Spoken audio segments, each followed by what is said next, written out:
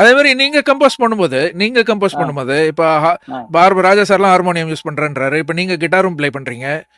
உங்களுக்குன்னு ஒரு இன்ஸ்ட்ருமெண்ட் தேவையா கம்போஸ் பண்றதுக்கு? உங்களுக்கு எனக்கு எல்லாரும் ஹார்மோனியம் வச்சு தான் கம்போஸ் பண்ணுவாங்க சார். நான் கிட்டார் வச்சு கம்போஸ் பண்ண ஒரு 2-3 படத்துக்கு.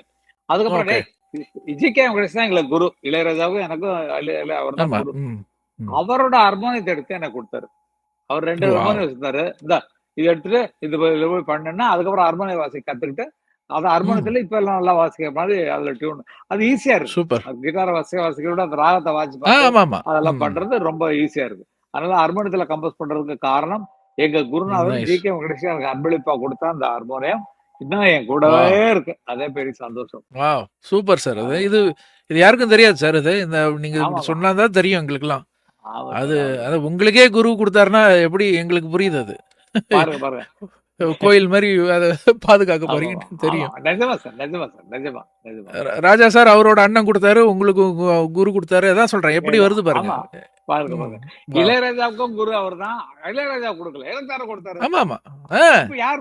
பட் இவருக்குதான் ஒரு ஹார்மோனியம் இருக்கு. எத்தனை வேணும் இருக்கு? ஒண்ணு போதும். ஒண்ணுத்துல 1500 பாட்டு படம் பண்ணிட்டு இருக்காரு. போதும், ஒரு ஹார்மோனியம் போதும். இப்ப என்ன தெரியுங்களா, ஹார்மோனியத்தை கூட தொடக்கூடிய அளவுக்கு அவருக்கு எக்ஸாக்ட்லி அப்படியே பாடிடுறாரு. பாடிட்டு பேக்ரவுண்ட் எழுதிடுறாரு.